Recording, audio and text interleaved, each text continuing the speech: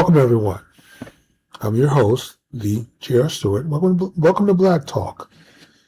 We have a really good show lined up for tonight. Hopefully, a really good informative discussion. And eventually, I need to figure out how to get my chat window open. In fact, since I started this podcast, it started with a chat window. I just don't see it anymore. So I'll work that out. I'll figure it out. And so for those who want to chime in during the show. Now, my wife asked me, why did I pick this time slot, 10 p.m. Central Time? Not the most favorable time slot. If you ask Google or any of the AIs, they tell you between 2 and 4 is the best time to have a live podcast. But between 2 and 4, there's a lot of competition. And so my goal is to hopefully corner the market on the night owls, folks such as myself who are up at night doing stuff. So anyway, we're going to talk about, today is Tuesday, so you have the listing there for the topics for the week. Today is Tuesday. We're going to talk about Dred Scott a little bit. I do want to briefly mention the situation in Minnesota. It looks like Tom Homan, I believe is his name, the border czar, is heading to Minnesota. It looks like the Customs Border Patrol may be out. I don't know if they're kicking him out or they're forcing him to retire. Here's what I suspect. They say he's going to retire. Here's what I suspect, because I know politics. I know how these people think. There's a good chance he was going to retire anyway. This is already in the plans. And when Tampon Tim called the Orange Man to say, hey, we need some relief here. You need to get rid of ICE. We need to turn the pressure valve down.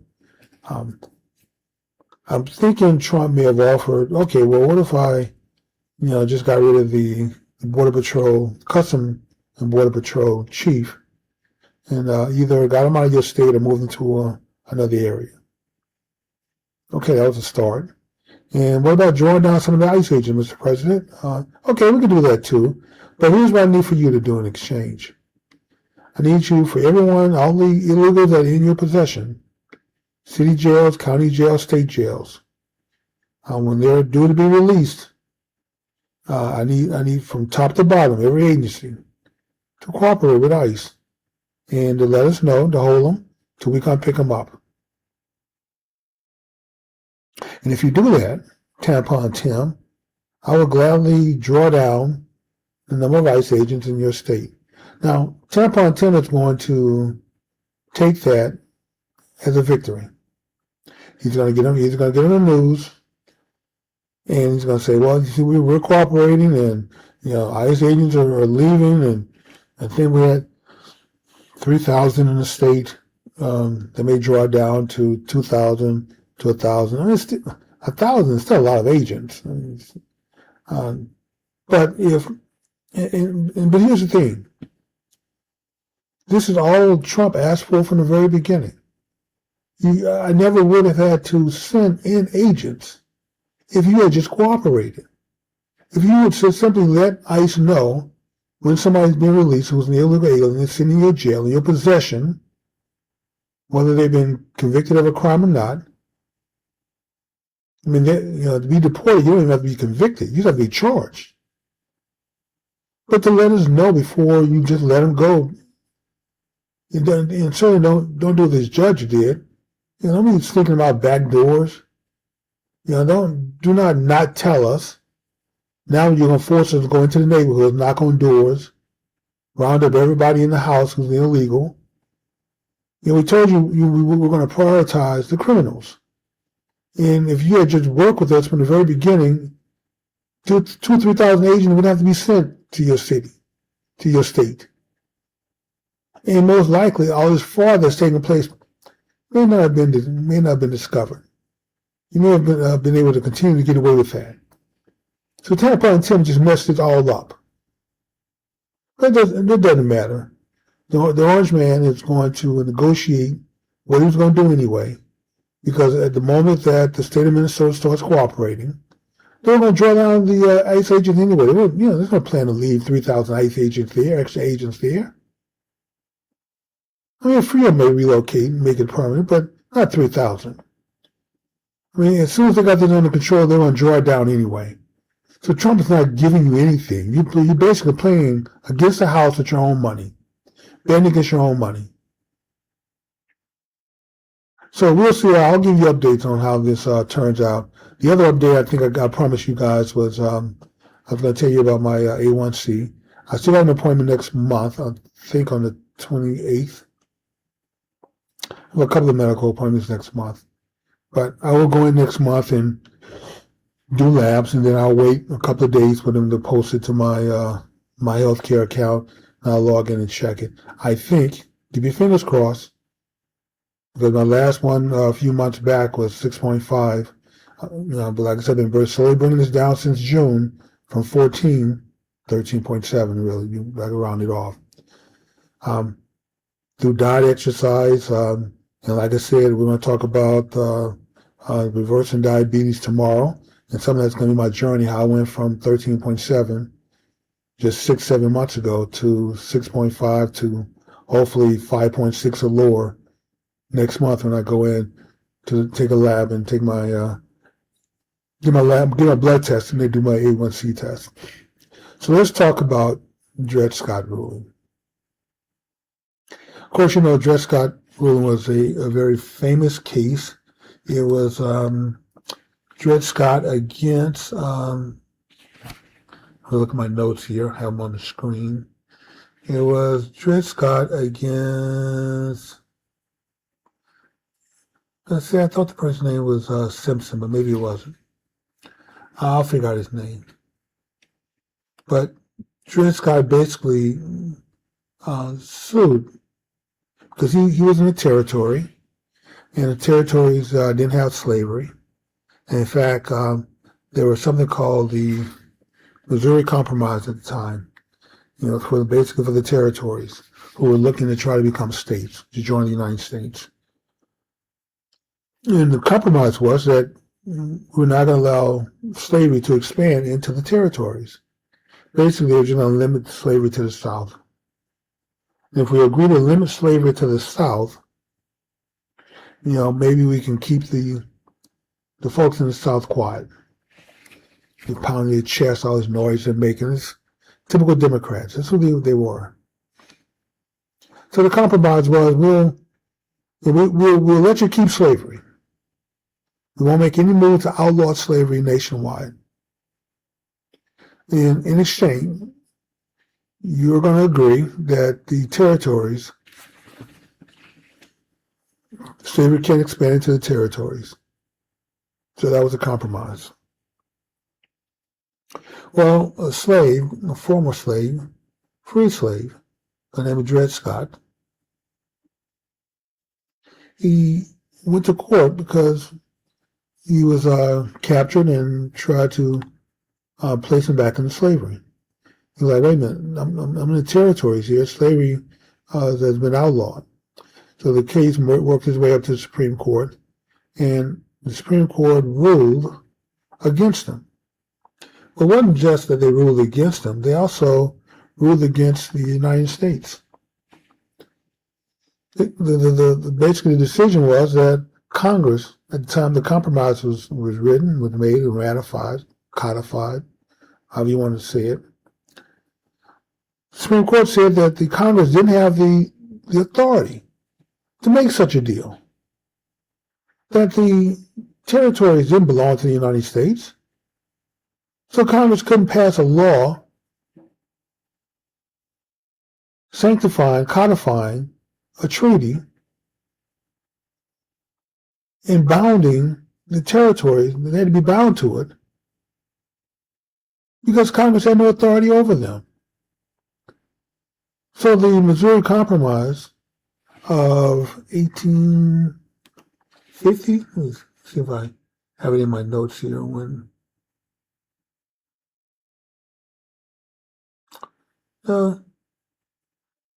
think it was 1850. No, I'm sorry, it was 1820. There it is in my notes. That the Missouri Compromise of 1820 was invalid. That Congress lacked the power to prohibit slavery in the U.S. territories. That's what they ruled. And that one ruling was the catalyst that set off in motion the chain of events that led to the Civil War, divided our nation, brother against brother, cousin against cousin, North against South. I find the Civil War history, I do study quite a bit of it when I have the time. I find it fascinating. And when I talk to people, like for instance on my show on Wednesday night, called Black Men Speak, airs every Wednesday at 8 p.m. Central. I have two co-hosts. One's a very liberal Democrat, and one's a socialist, communist, Marxist type. And they say really silly, ridiculous things like America's a racist country.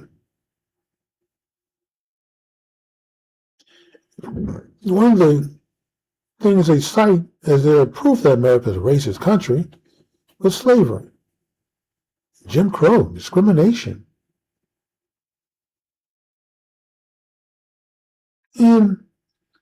But my point, I try to reason with them. You can't reason, but here's the thing.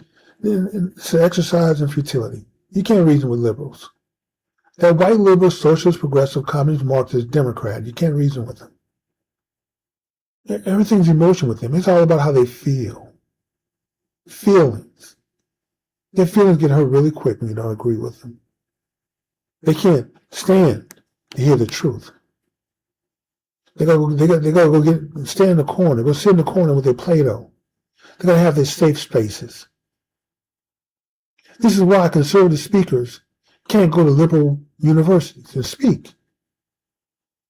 Even if you're not going to be in attendance, they still can't bear the fact that someone with different views than their little sensitive ears can tolerate is going to be speaking in a lecture hall, and then the truth is going to get spread, going to get shared with somebody.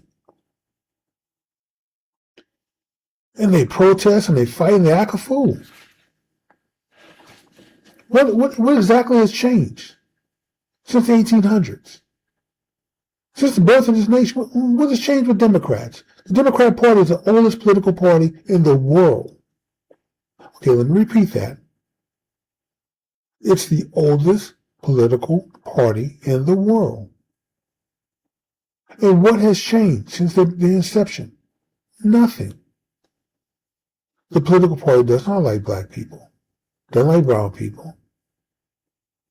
Black people and brown people, people of any color, Asians, Hispanics, American Indians, all you are is a reminder that they are supreme. White supremacy has always been the driving force behind the Democrat Party. This is why, if you ask the question, I asked myself early in life, what possessed a political party to go out and create the Klan, to be their military wing? And I know this to be true because Congress sent investigators down to the South when the Klans were killing people, hundreds. And Opelousas was one of the events. Over 200 black people were killed, slaughtered by the Klan. Congress sent investigators down to figure out what was going on. What is this about? What's going on? And they discovered a group organization called the Ku Klux Klan, KKK. And the KKK was founded and funded by the Democrat Party. Congressional investigators came back and reported as part of the congressional record. So it's not like I'm making this up. You can ask Google, ask Siri, ask Alexa, ChatGPT, Gemini, Copilot, Grok. I know you don't want to pick the book up, so forget that, but all these programs have microphones on. You just click on the microphone and ask a question. Which political party is the party of slavery? The party of the Confederate, the party of the South, the party of Jim Crow, the Black Code, the pig laws, the party of separate but equal. Which political party conspired to keep black men out of construction with their unions? Which political party broke up the black family when 90% of black kids were being raised in a household with a mother and a father until the 1960s? Which political party conspired to break that up, to get rid of the fathers out of the household? The black schools, we talked about this last night. The first 4 black high schools created for the children of free slaves. They had to be created because blacks could go to the white schools. So the federal government created 4 public schools for blacks.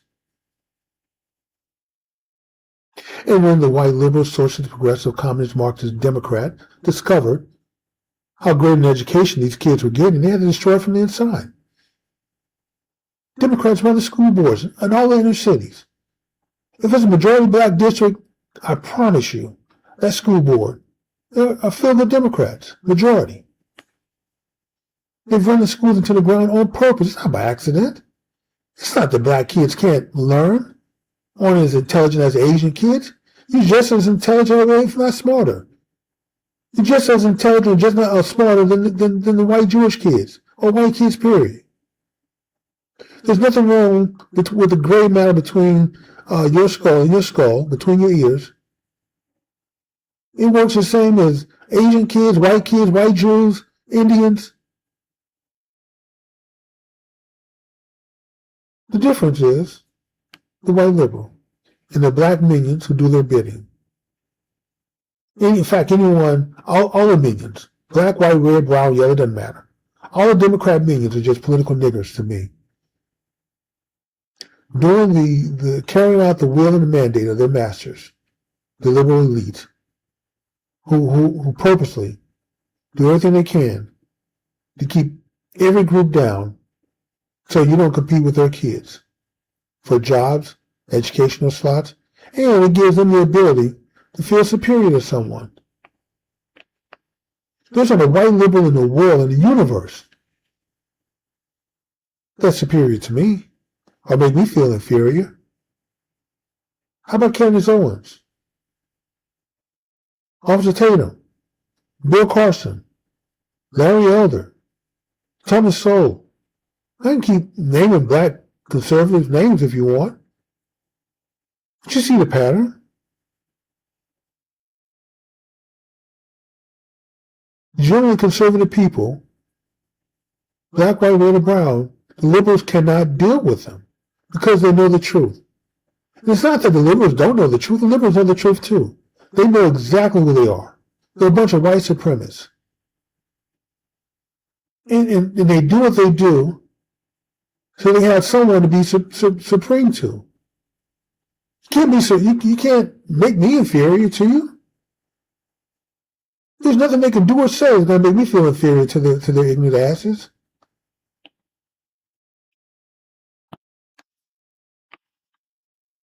But for their followers, for the minions, the political middle class out there, yeah, they walk around feeling inferior. Can't think. Emotional hotheads. Prisons are filled with them. Filled with men and women that are in jail over stupid stuff. Emotions. They don't want you to be able to think for yourself. They just want you to regurgitate the information they give you. This is why it's important to keep your kids stupid, so they can control the flow of information. So they tell you America's a racist nation, you'll believe it. When they tell you America is selling drugs to raise money, you'll believe it.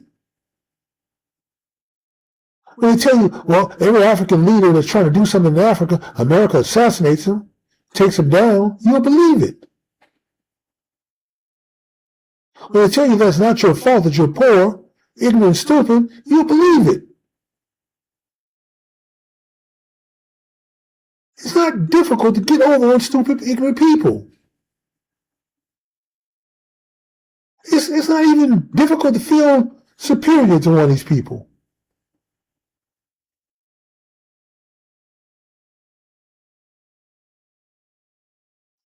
Until recently, I was one of those snobs for a long time. High IQ individual.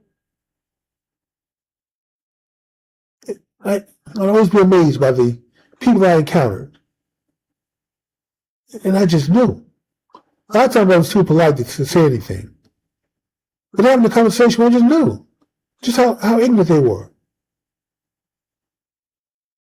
But when I got to college, at a certain point, I became a Republican at the age of 16, when I made my mind up. Did my research, learned everything I needed to know at that point. Somewhere in college is when was a tipping point. I got tired of friends and family, people that I met, who assumed because I was black, I was a Democrat. And when you share with them that you're not, the scorn that you receive, they look like you're a traitor. Man, you just sold out your race. How can you be a Republican? A conservative Republican on top of that. A right-winger. I can't believe this.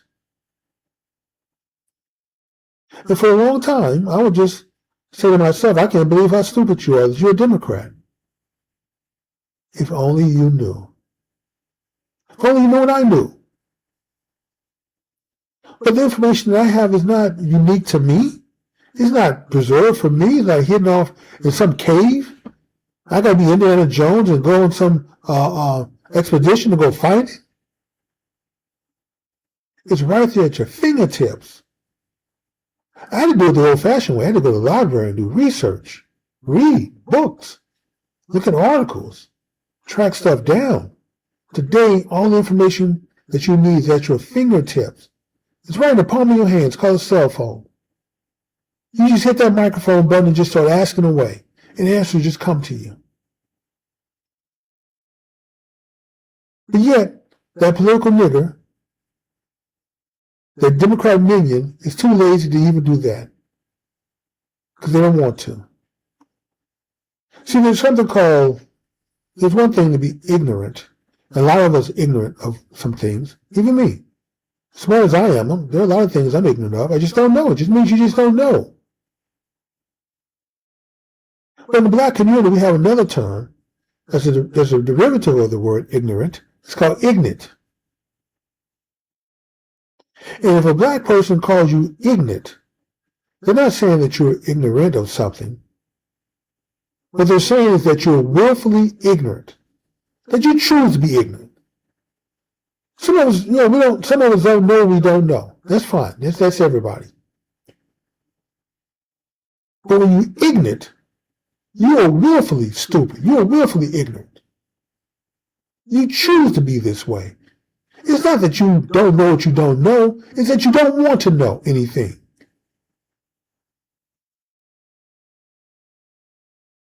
So I'm going to tackle this whole America is a racist nation nonsense. Because of slavery, because of the Dred Scott decision, because of the court's ruling that the Congress didn't have the right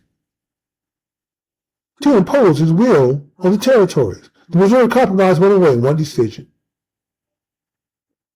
This angered the abolitionists. This angered people in the North. This angered people who believe in this nation, who believe in the words that all men are created equal. That wasn't just a slogan for them. Slavery was an embarrassment to them. There are people in this country, most of the people in this country love the country so much, love those words so much. All men are created equal. It gave them a sense of pride. We're a form of government that no other country in the world had. We had rights. We had a constitution that bound our government, that held the hands of our government what they could and could not do. No country had that. We escaped religious persecution. We escaped the whole caste system. nobles and ranks and duchesses and contessas and dukes and got rid of all of that noble class nonsense. You can come to America and be as successful as you want to be if you're willing to work hard, take some chances. This is what the people of Americans were proud of. There were so many people that did not like slavery. They left a nasty taste in their mouth. Because they so wanted to be able to tell the world, look at us. We're a nation that believes in people. It's part of our Declaration of Independence. We're a nation that works on trying to create a more perfect union. We have this document called the Constitution. We broke away from England. We have this document called the Declaration of Independence. And we told them why we were breaking away from them. And they sent their military, which is the strongest naval and strongest military in the world, maybe second only to the French. We fought. We died. We bled.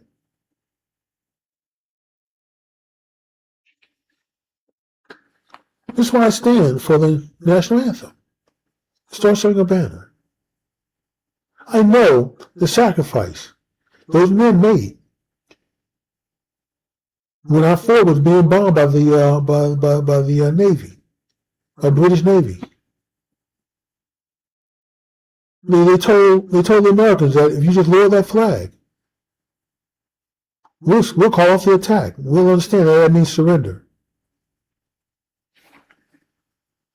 At some point, they stopped bombing the fort and just started aiming for the flag pole. And every time they hit it, that flag fell. They thought they had a victory. Only to shoot the rockets up in the air so they could see because it was nighttime. The bombs burst in the air. That's what that was about. Those were so they could see, illuminate. And every time that flag fell and hit the ground, men marching to their death went there and picked it up, held that flagpole up in the air, knowing they were going to die because the next bombing was going to kill them. And this happened all through the night. When daylight came,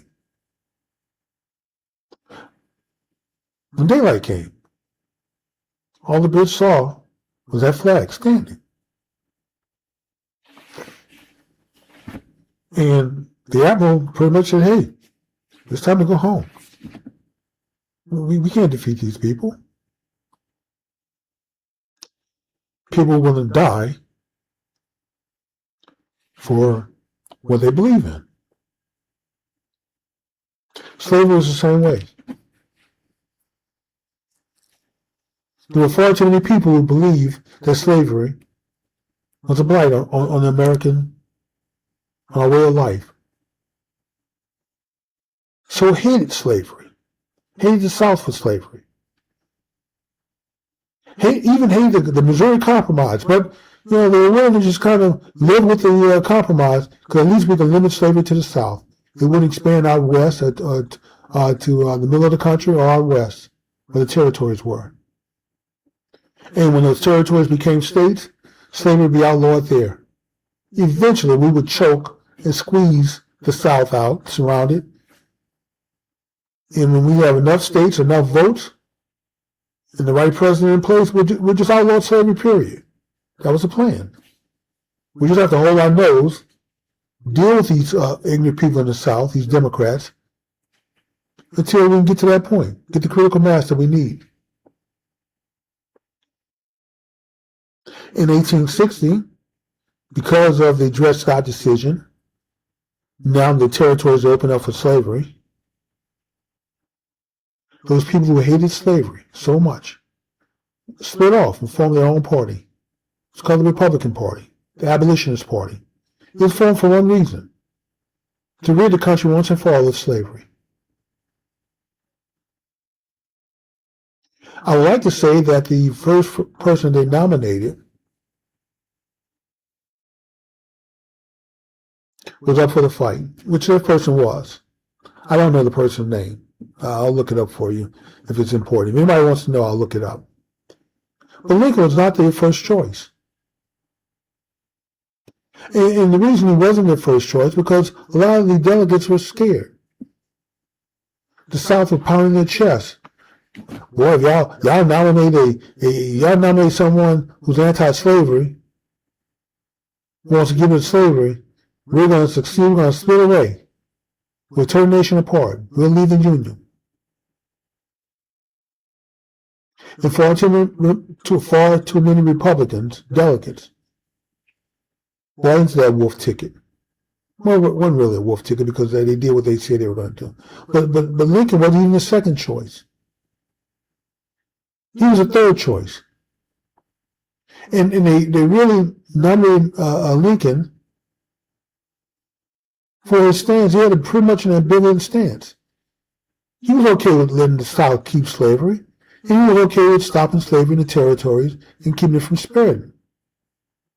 He was okay if we banned slavery. He was okay if we kept slavery. And Republicans figured, okay, well, if we at least nominate this Lincoln guy, that will keep the South, that will shut them up, because we have a president that's pretty much on the fence.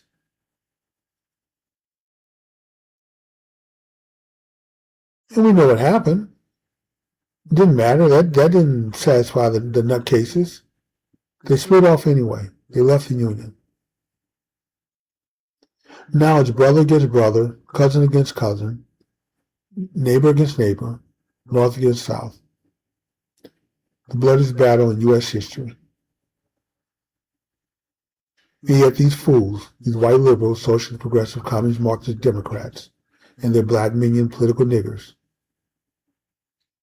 have the nerve to say America is a racist country.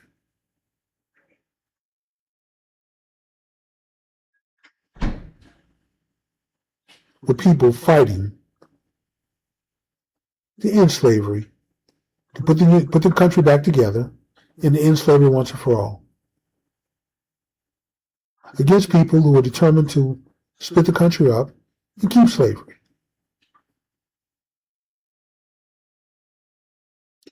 That was what Dred Scott was catalyst for. And I'm happy that those who oppose slavery won out. The Union won out. The country was unified, put back together. The period of Reconstruction, those 10 years that the South was occupied, was one of the greatest progressive periods for black people. Free slaves made great advancements during that time period.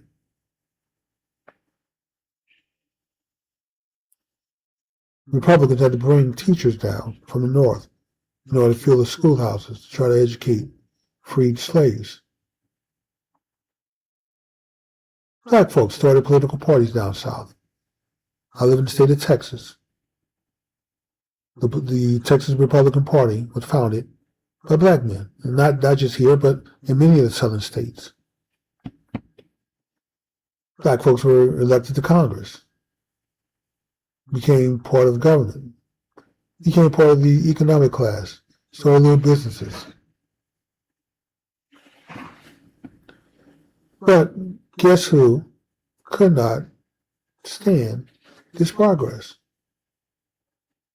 That white liberal, that Democrat, the Confederate.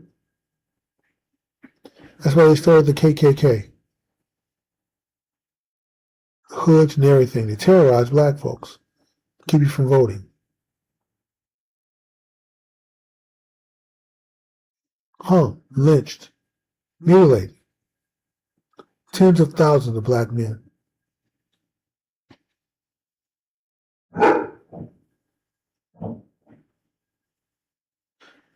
If you think what happened to Emmett Till was bad, that's just one that you know about. Until was not the exception. I'm sorry about that. That's my dog. Dobby, stop barking. He's a barker. That was not the exception to the rule. That was the rule. There are many black men mutilated to a point of not even being recognized, hung, lynched, burnt alive.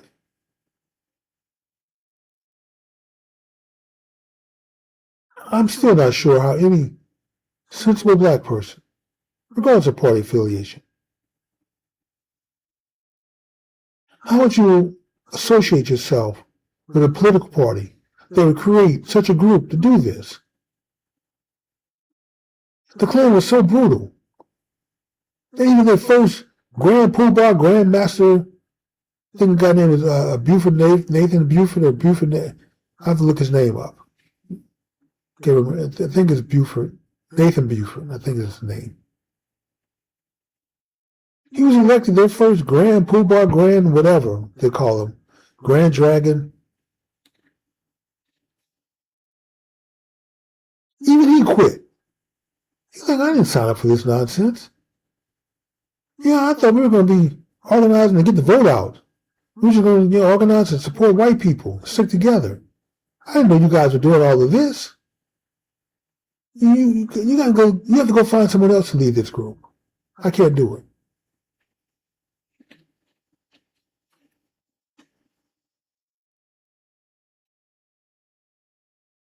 America's a racist nation. This is what the fools say. And when I hear people say that, I already know just how foolish they are.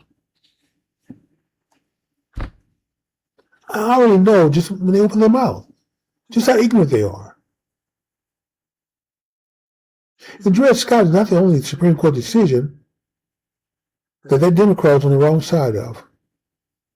Every major ruling dealing with civil rights throughout history, the Democrat Party has been on the wrong side of it.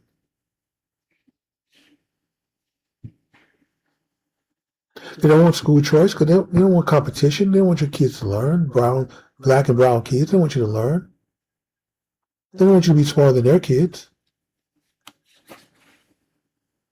The children of the elite always have to be the smartest. The elite always have to be the smartest. So they need plenty of dysfunctional people, broken people, inferior people to be superior to. They need impoverished people who don't know how to work their way out of poverty. They need people who don't vote their interests, just vote on emotions. Because then they can just say orange man bad. You don't need much intelligence. You don't have to have very many brain cells to process that. What does it take? 2 or 3 synaptic connections to put that in your brain? Bad man, orange man bad. They have to tell you the reasons. How you lowered inflation, jobs being created, investments in America, building up our defense, ending wars around the world, trying to get our balance sheet for our government fixed. All things that benefit you. Call themselves trying to help out the HBCUs, how to create economic zones, empowerment zones, to encourage investments in the black areas. The black folks said the #1 issue was sentencing reform, these guideline reforms. Did Barack Obama do anything about those guidelines? No. Did Jim Crow Joe Biden do anything? No. In fact, Jim Crow Joe Biden wrote those guidelines that we complained about for years. When he became vice president, did he lift a finger to try to do anything about it? No. When he became president, did he lift a finger? Because when he was running for president, someone confronted him about it. He said it was a mistake. Yeah, when he became president, he forgot about that mistake quickly, didn't he? Because he didn't lift one finger to do anything about those guidelines. Who did something about it? The orange man. But yet I hear Our Jimmy, JR, it's not like Trump loved black people. Why does Trump have to love black people? Where's all this love stuff keep coming from? He don't love Africans. He can't speak out about what's going on in Nigeria with those girls being kidnapped or Christians being killed because he don't love Africans. Why does he have to love somebody to speak out against wrongdoing and to force to embarrass the government of Nigeria and do something about it? He can only do that if he loves you? Can he just like you, maybe? How about just tolerate you, maybe? Or accept the fact that you're a human being and he has some obligation, no matter where it comes from, to say something about it. To use whatever power he has or limited power that he has over Nigeria to bring about some changes, to help somebody. No, you got to outright love black folks and Africans before you can make those kind of comments. He don't love us. So he thought that was a down payment that he was going to win the black vote when he ran for re-election. He didn't. He won this time around in 24. He got 19-20% of the black vote. Very significant. He should have gotten more. But the white liberals brainwashed black folks so hard. They're so entrenched. That's an uphill battle. The black folks don't realize their political capital could have went up tenfold if they had split the black vote. If you had split 50-50, you would have forced Democrats to work for your vote rather than just ignore you. Because they figured they already got you in the bag. Republicans would have been so pleased and optimistic that they can win your vote. They'd be bending over backwards to try to work with you to get your vote next time. Because they saw that it can happen. Rather than believing that Democrats have y'all locked up. Just a bunch of political niggers got that vote locked up, and there's nothing we can do or say that's going to change that. So 1 in 5 black voters, mostly men, who voted for Trump, that's a down payment. That's a good start. Hope the next election that grows to 30%. At the point where it gets 50%, you'll have both parties bending over backwards. Just like when they go to Hispanic areas. All of a sudden they start speaking Spanish. Why? Because they're trying to cater to the Hispanic vote. I would love to see both political parties cater to the black vote. Bend over backwards and start trying to earn that vote. Maybe things would change then. Maybe more resources we sent your way. Maybe there'd be so much critical mass coming your way of success, it'd be hard to tear it down and destroy it. But you can't totally monopolize the black vote to one party, Democrat Party, and expect things to change. Especially a party that historically has worked against your best interests at every turn, even today.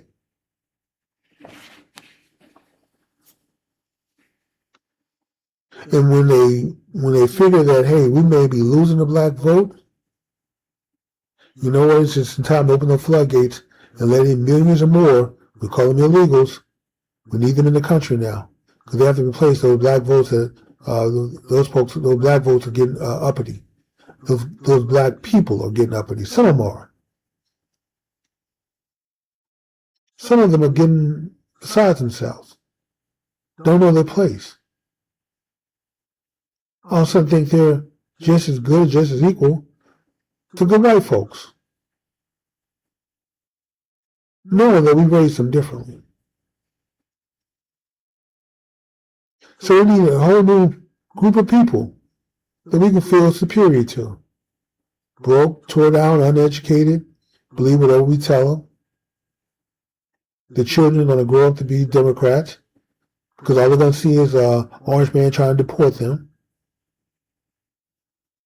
And we have a simple slogan, orange man bad. Republicans bad. And so when they have kids, On average, 3. That's as many as 60 million new voters in 18 years. When that happens, we'll never ever lose another election.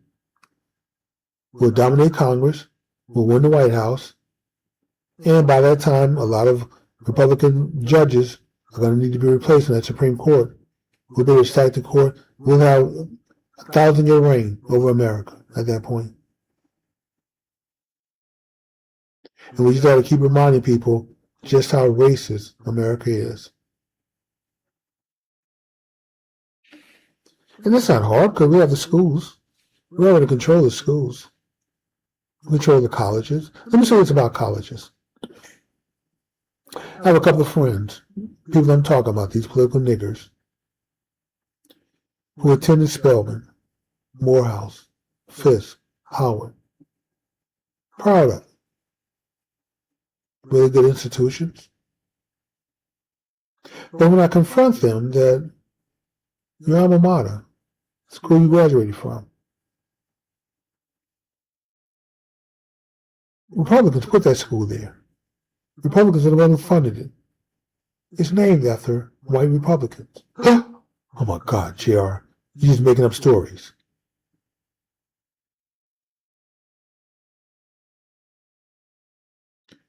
And when I hit them with, who do you think Laura A. Spillman is? Who do you think your school's named after?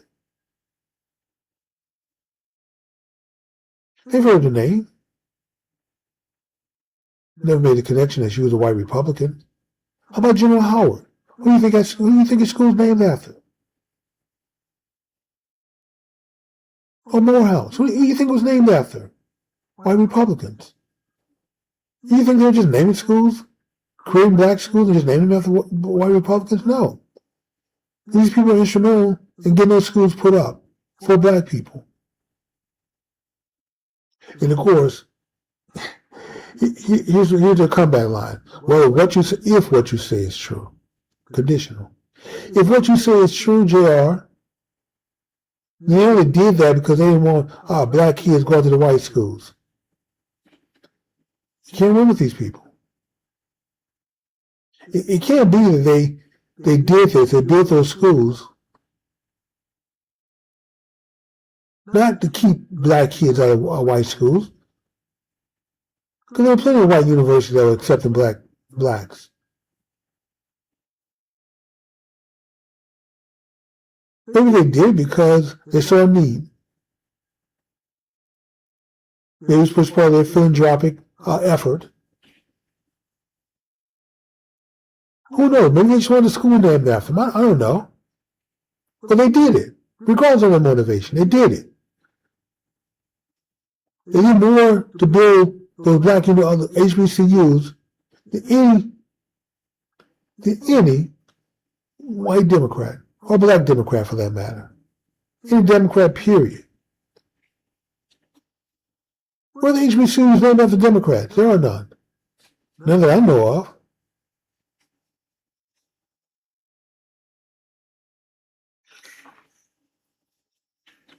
This is why, people, when folks open their mouths, America's racist, America's this, America's that, America's selling drugs, America's killing African leaders. I don't need to submit an IQ test, conduct an IQ test to know just how stupid you are. When I was in the military, there was this gunnery sergeant who trained us, Gunnery Sergeant Gunnery Sergeant Martin. Gunnery Hillary was my admin chief, but Gunnery Sergeant Martin, the small guy, he trained us. He always tell me that, Stuart, he said, you can't lead from behind. He used to also tell me that you have to be smarter than the ground you walk on. For a long time, I didn't know what that expression meant. And basically what he was saying was you got to be smarter than dirt. Because dirt is what you're walking on. That's the ground that you walk on. You can't be dumb as a rock and lead. You can't be dumb as dirt and lead. And you're not going to motivate anyone to follow you as a leader when you're at the back of the crowd. You have to be in front. Leaders lead from the front, not from the rear. Which is fine with me. I don't mind being in front. I just don't want to be next to the radio guy. I didn't want a sniper to see me next to the radio guy, knowing that I was the leader of the platoon, and then take me out first. So yeah, I'll be up front. I'm taking these bars off. The radio guy can go to the back somewhere. I want to blend in and be like one of the regular troops at that point. And I'll lead from that position.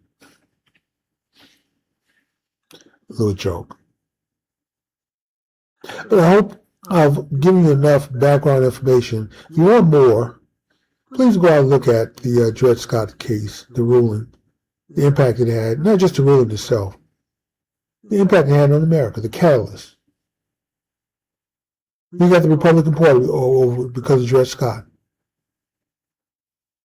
We got secession from the southern states over Dred Scott. We got a civil war. This country went through a civil war over Dred Scott.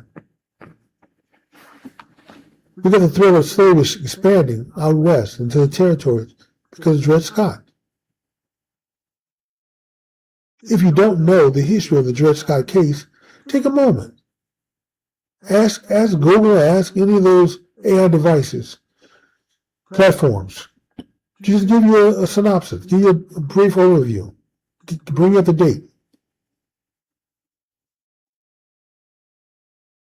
And then ask one of the most important questions that you're going to ask an AI. Which side of the Dred Scott decision was the Democrat Party on?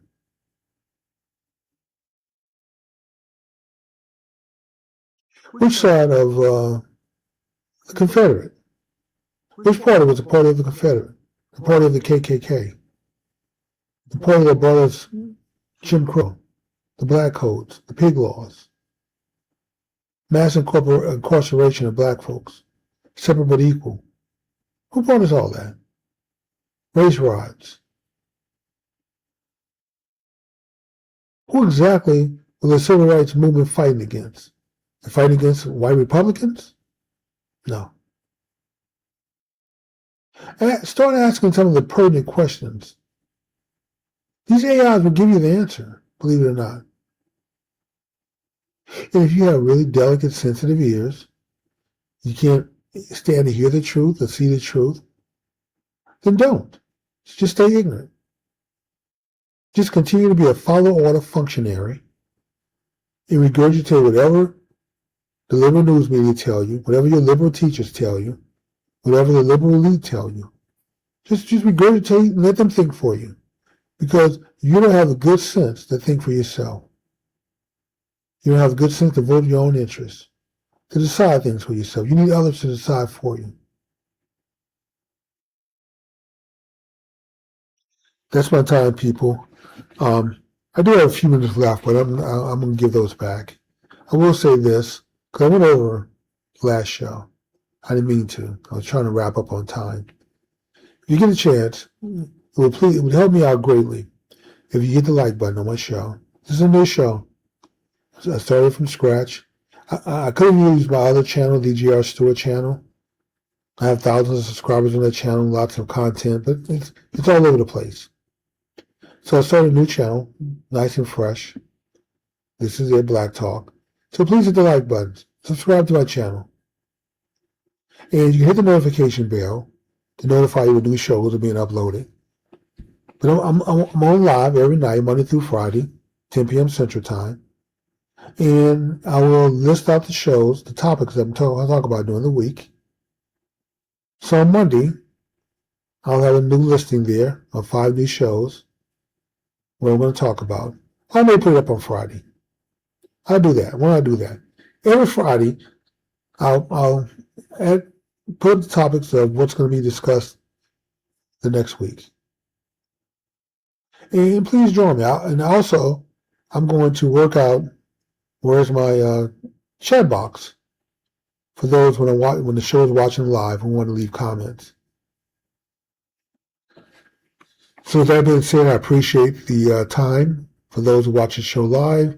If you're streaming the show after the fact, I appreciate you also. Much love. And whatever you do, don't be a follower of a functionary in life. Don't be a political nigger. Take information in, weigh it, pros and cons, and decide for yourself. That doesn't mean that everything Republicans do is great, because it's not. And it doesn't mean that everything Democrats do is bad, because it's not. But the preponderance of what they do, Democrats do, is bad. And the preponderance of what Republicans do is good. But pick the issue that you want to support and lean your support based on how it benefits you. You have to operate in your own best interests.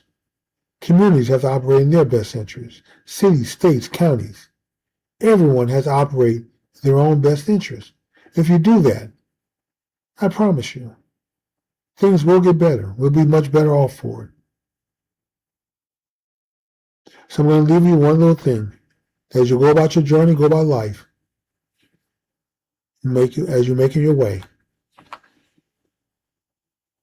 please remember the sacrifice of those dead men during the Civil War on both sides.